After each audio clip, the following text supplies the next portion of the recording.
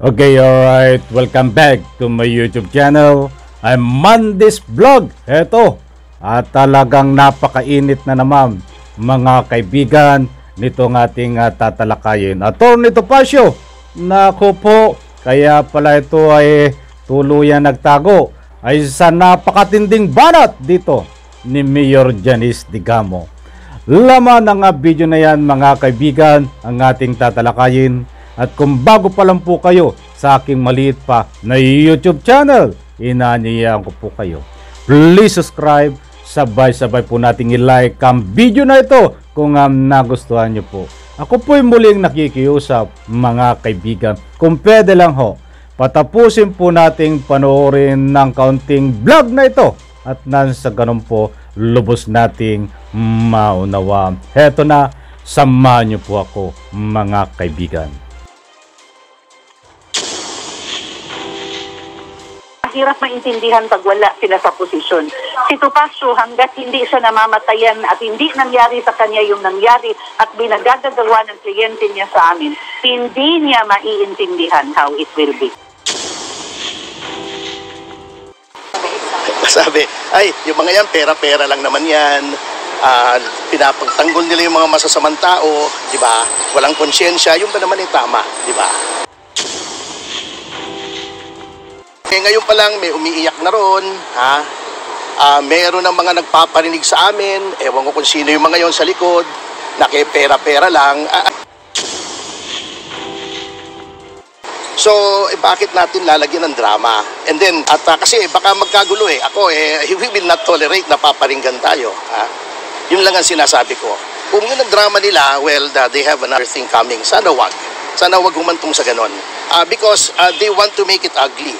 Well, we will not take that sitting down. Yun lang naman. Sir, before you referring to present sa... Ewan ko, sa loob kasi may mga nagpaparinig na walang konsyensya yung mga yan, pera-pera lang, wag nila kaming ipoprovoke. Unang-una, hindi tama yun, ha? Pangalawa, hindi namin papalampasin yun. Sana lang, ang akin lang panawagan, kung may nakikinig ngayon dito sa DOJ, control the proceedings. Huwag niyong gawing circus, huwag niyong gawing away ito, ha? Kasi ayaw namin makipag-away unless awayin kami. Sir, so yung nagpaparinig po, hindi po kayo sure na part po sila ng PI? Kahit part sila ng PI o hindi sila part ng PI, hindi dapat nagpaparinig yung mga ganong tao. Nagpo-provoke sila eh. Ano po sir yung sinasabi exactly? Sabi, ay, yung mga yan, pera-pera lang naman yan. Pinapagtanggol nila yung mga masasamang tao, di ba? Walang konsyensya, yung ba naman ay tama, di ba? What are your expectations now after this resolution coming from the ATC? Do you think that this is going to be enough for the congressman to finally come home and face the music? More than enough po. More than enough.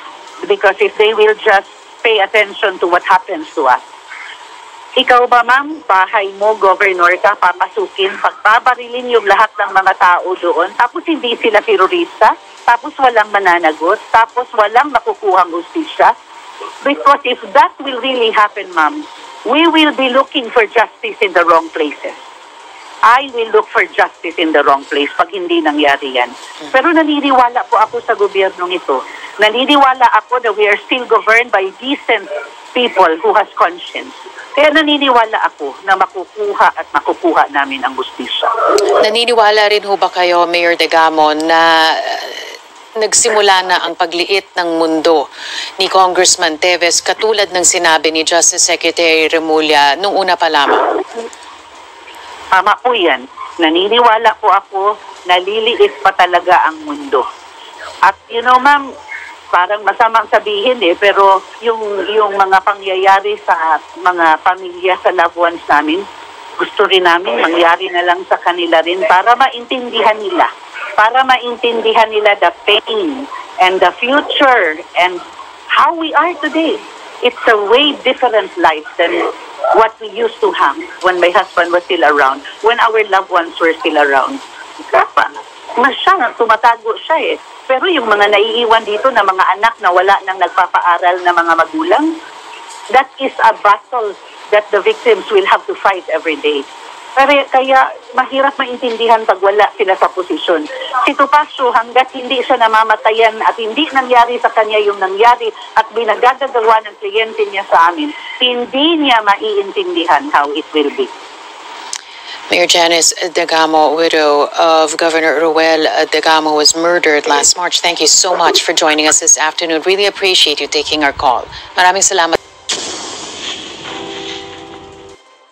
Okay, alright. Yan po mga kaibigan. Napanood nyo po ang rolling ng video. At matindi ang palitan na ika nga po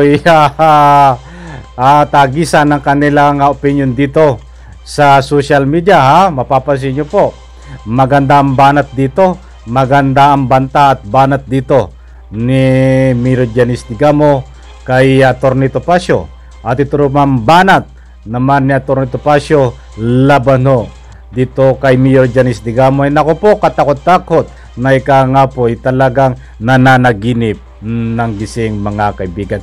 Yan po ang ating tatalakayin at bago po tayo pumunta, shout out at maraming salamat CNN at siyempre dito sa News 5, ipahintulot po ang paggamit ng kaunting video clips nyo. Maraming salamat po sa inyo. Paunawa, disclaimer lang po mga kaibigan, ang video na yan ni Atty. Topacio na nakikita nyo po ay hindi po latest video niya sapagkat siya po ay nagtatago ngayon Hindi po natin alam kung nasaan po siya. At ito na mga video ni Mayor Janice Degamo ay bago po yan, ha? At pinakita po natin ang video ni Atty. Topacio kahit medyo luma ho, ilang buwan na nakakaraan. At nasa ganun po may batayan po tayo dito sa ating tinatalakay na sinasabi ho ni Mayor Janice Degamo tungkol dito sa pagkatao ho ni Atty. Topacio na nasobrahan ng talino. Talagang mainit po ang ating pagtatalakay mga kaibigan. At sa punto pong ito, kumusta po kayo, live na live po tayo.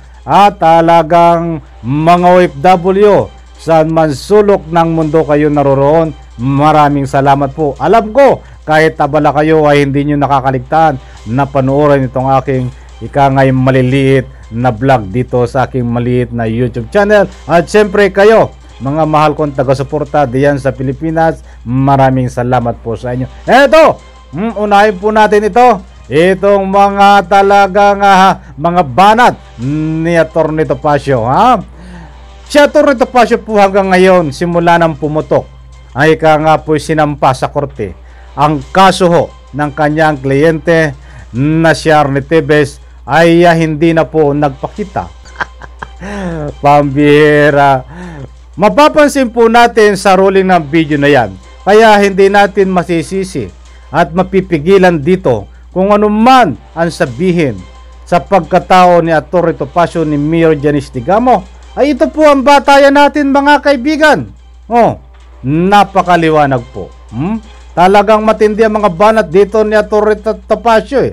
Isang character assassination po ang ginagawa niya dito mga kaibigan. Talagang matindi. At may nagpaparinig. Mga kaibigan, huwag nyo itong paringgan. Talagang alam nyo ho, ay malakas pa ang pandinig nitong taong ito. Sapagkat napakalinaw po sa video na yan, sinasabi ni Atty. Topacio na siya daw po ay may naririnig at may nagpaparinig sa kanya. Talagang guni-guni guni-guni siguro ang nasa isip nito mga kaibigan. Hindi po tayo nag-iimbento. Data po at nasabi po natin yan ay napakaliwanag po ng sinasabi niya. Hindi niya ito palalampasin dahil mayroon siyang naririnig. At sinasabi na binabayaran siya. Ay parang karoon ng naririnig niya Naku po. Malakas pa ang pandinig nitong taong ito, di ba? Sa bagay, bata pa ito. Talagang malakas pa ang pandinig. Bata ako'y nagtataka, malakas ang pandinig nito. Bata hindi niya po naririnig ang pawang katotohanan. bingi ito sa katotohanan, mga kaibigan eh. Kita mo, tantakin mo, sasabihin na isang drama lang ang nangyayari dito sa buhay. At pagkapas lang kay Mayor Janice Digamo, kaya sa asawa ni Mayor Janice Digamo, si Governor Roel Digamo, talagang matindi. Wala ho itong ika nga po sinasabi dito na kapupulutan ng araw, di ba? Mantakin mo. Panoorin po muli natin ang rolling ng video. Tama ba nang sabihin niya siya po ay may naririnig? Talang ginagamit na ho nito ang pandinig. Nandito po sa panlaban sa kaso para maipagtanggol itong si Arnie Tibes. Maliwanag po, mga kaibigan. Sa bagay, karapatan niya ho. Karapatan niya na gamitin ang pandinig laban sa kaso ni Arnie Tibes sapagkat may naririnig nga siya. Matindi talaga ito si Atty. Topacio. May nagsasabi daw ho na ito ay bakit pinagtatanggol ang pumapas lang, di ba? At bayarang abogado. Yun daw ho ang naririnig niya eh. Diyos mio. Kayo ba, mga kaibigan, may naririnig din po ba kayo na talagang ito ay yung mga naririnig ni Atty. Topacio na nagpapadinig? Yung guni-guni ba? Talaga, mga kaibigan, napasensya na po kung ako yung napapa-smile sapagkat mukha naman po na ito'y katawa-tawa ang mga pinagsasabi nito. Kaya wala na ibang masabi kundi pandinig, may drama. Sa palagay nyo ba ang nangyari dito na pag-iyak ni Mayor Janice Digamo ay isang uri po ng drama? Sapagkat yun po ang sinasabi niya eh. Kaya nasasabi natin isang drama. Siya po ang may sabi. Mantakin mo, namatayan na nga yung tao.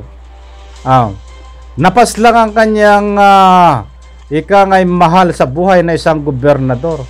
Sasabihin pa nitong si Atty. Topacio na ito ay isang drama. Bakit sasabihan ng drama, mga kaibigan? Kaya hindi po natin masisisi dito si Mayor Janice Digamo dito sa ating susunod na pagtatalakay. Kung ano man ang masasabi niya sa pagkatao, kung ano man ang dapat maranasan nitong si Atty. Topacio. Huwag po kayong mag-alala. Bibigyan po natin ang pagtatalakayan pagkatapos po naman dito sa mga sinasabi ni Atty. Topacio. Huwag niyong paringgan to. Kayo kahit itong mga netizen na to bakit pariringgan nyo pati?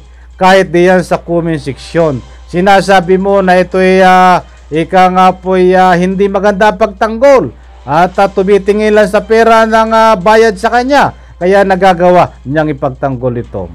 Marami ang nagpaparinig din Bukod sa pagparinig sa comment section, ay sinusulat nyo pa isa-isa. May katibayan ako na nakikita ko po na sinusulat nyo dyan na kayo ay sinasabi nyo. Kahit ako sinasabi ko tumitingin lang ito sa bayad ng kanyang kliyente.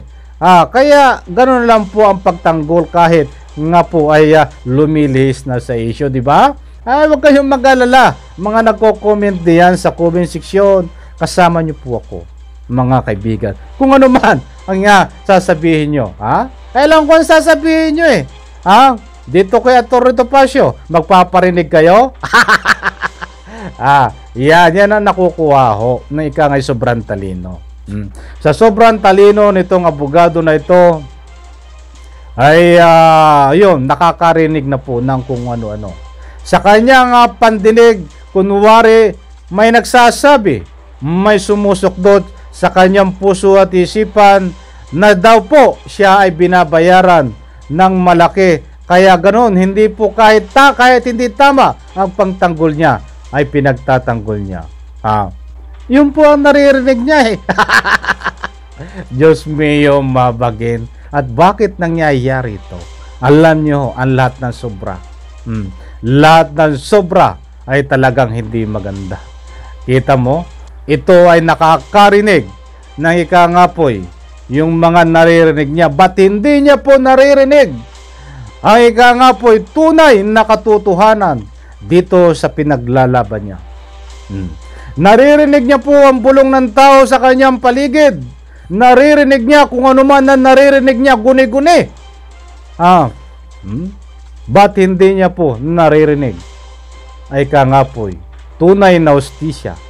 Tunay na utak na tinuturo dito sa pinaglalaban niya. Alam niya po kung sino ang tunay na utak niya dito. Ang gusto po nating ipunto dito, dapat naman nasa gitna siya.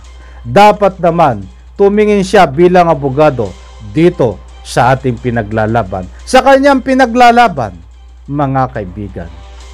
Tumitingin po siya sa kislap ng pera, tumitingin po siya sa pagkatao ng kanyang kliyente. Hindi po siya tumitingin sa mga ebidensya. That's why, kahit alam niya ho na itong kanyang kliyente di umano ay utak sa pagpaslang dito kay Governor Digamo, ay gumagawa po siya na ibang rason para malihis ang isyu. Mantakin mo, sasabihin drama lang. Mantakin mo, sasabihin may nagpapadinig. Mga kaibigan, drama ba nangyari diyan sa pagpaslang kay Governor Digamo na maraming nadamay? Drama ba yon, Atty. Topacio? Talagang matindi to eh. Matindi. Sasabihin drama. Kaya dito po sa ating tatalakayin, mga kaibigan, at bibigyan po natin din ang sinasabi dito ni Mayor Janice Digamo na dapat mangyari muna kay Atty. Topacio. Anong gusto niyang ipunto dito ni Mayor Janice Digamo? Babanggitin ko lang po ang sinabi niya sa video. Dapat mamatayan muna si Atty. Topacio, maranasan na mamatayan nang sa ganun po magising siya sa katotohanan, nang sa ganun po maranasan din niya kung ano ang hapdi ng... Kaya sa punto pong yan, mga kaibigan, ay hindi po natin masisisi si Mayor Janice Digamo kung ano man ang nabanggit niya dito sa video na ito, mga kaibigan. Lilinawin ko po kung ano ang nabanggit niya dito sa video na ito. Dapat maranasan muna ni Atty. Topacio na mamatayan. Hindi lang masabi niya mapaslang. Kung sino man ang dapat mapaslang. Hindi po natin nasisisi kung masasabi iyan ni Mayor Janice Digamo, sapagkat ang pinagbabatayan niya po kung paano magtanggol ng kanyang kliyente, itong si Atty. Topacio. Kita mo hanggang ngayon hindi ho nagpapakita, mga kaibigan. Kung siguro kung nakikita po ng taong bayan at nakikita ni Mayor Janice Digamo na ito ay fair, tumatayo sa gitna at tumitingin sa ebidensya, hindi po masasabi ni Mayor Janice Digamo ang ganitong pananalita. That's why tayo po ay nakasuporta kay Mayor Janice Digamo. Kahit ano pa man ang sabihin ito, nasabihin niya na ika nga po dapat maranasan ni Atty. Topacio ang mamatayan. Hindi lang masabi niya na paslangin ang sino man. Nakasuporta po tayo. Nakasuporta tayo dahil tayo ay nagpuprotesta din sa mga ginagawa nito na hindi tama sa pagtanggol dito sa kanyang kliyente. Mga kaibigan, karapatan po ng abogado na ipagtanggol ang kanyang kliyente. Hindi po tayo sumusuway doon. Batang big question no, mga kaibigan, ay siya ho ay sumusobra na. Hindi po siya sumusunod. Hindi siya sumusunod sa legal ethics na kanilang sinumpaan bilang isang abogado. Hindi po ako abogado at hindi rin po ako ang nagsasabi niyan. Nagbabatay po tayo sa mga batikang abogado na pumupuna ho dito sa pagtatanggol na hindi tama ni Atty. Topacio. Kaya sinusuportahan po natin ang sinasabi ni Mayor Janice Digamo na dapat maranasan din ito si Atty. Topacio.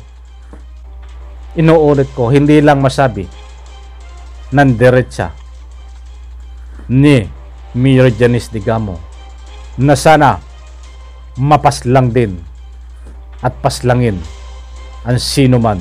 Alam nyo na, quote-unquote, ang ibig kong sabihin, mga kaibigan. Papalakpakan pa sana ito ng taong bayan.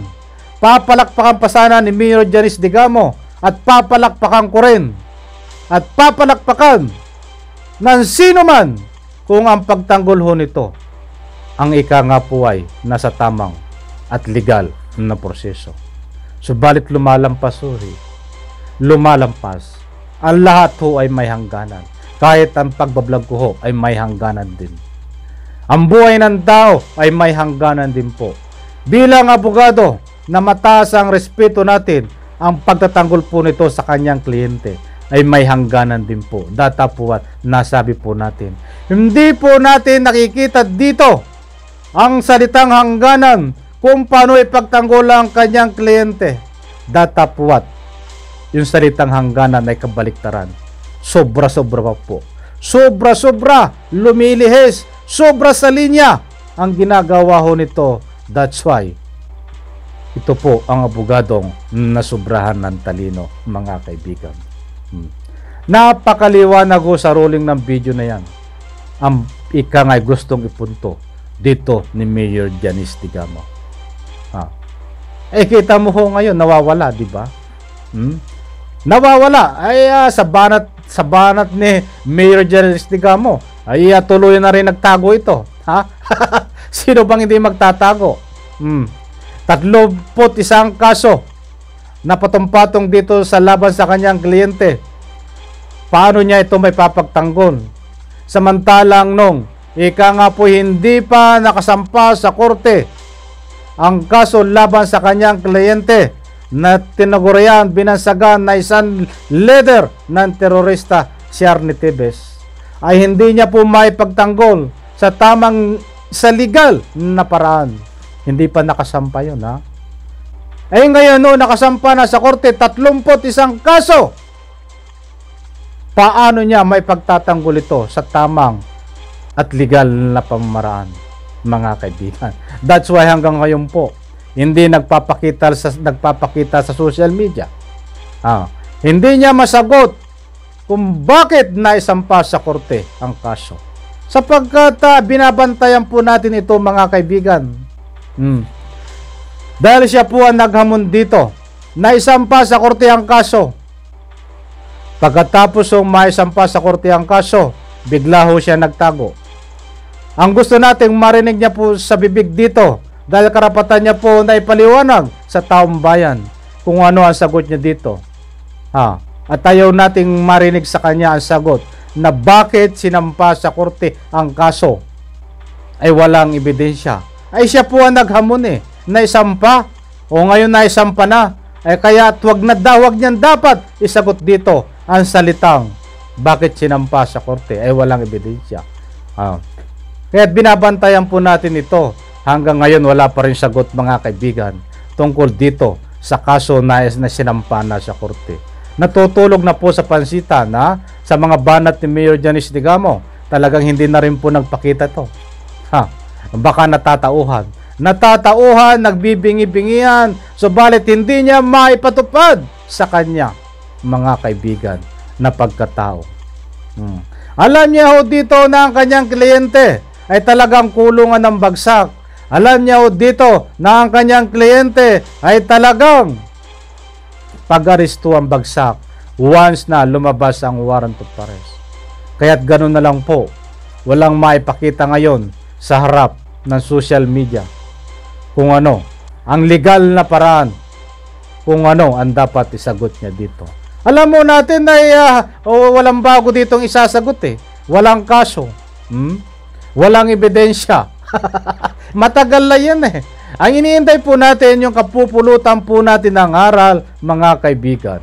Sapagkat importanteng mahalaga po ito. May matutunan po tayo dito na aral, mapupulot na aral dito sa battle na ito, mga kaibigan. Kaya't iniintay po natin ang kasagutan nito. Wag na po tayong umasa dito na paglabas pag-utlaw nito, pagharap sa social media, ang malamang ang sasabihin na naman ay isang harassment, walang ebidensya, isang panggigipit. Mga kaibigan, yan ba ang kapupulutan natin ng aral? Diyan sa isang abogado na yan, puro ganyan ang sasabihin laban sa ating pamahalaan, character assassination. Ang gusto kong ipunto dito, magkaroon naman tayo ng ikangay aral na mapupulot dito sa bibig ni Atty. Topacio sa ganitong laban, mga kaibigan. That's why wala eh. Wala po tayo mapupulot na magandang aral. Sana mo mga kaibigan, nakuha nyo ang gusto kong ipunto dito. Alam kong nakuha nyo. At marami po tayong kabang-abang. Pasensya na po kung itong video na ito ay pinakita ko muli. Sapagkat gusto ko ho, pa nagtatalakay tayo ay mayroon tayong batayan, mga kaibigan. That's why dito po sa karugtong na video na bago na pinalabas na statement ni Mira Janice Digamo ay meron po tayong batayan dito sa mga sinasabi niya. Maraming salamat po sa inyo.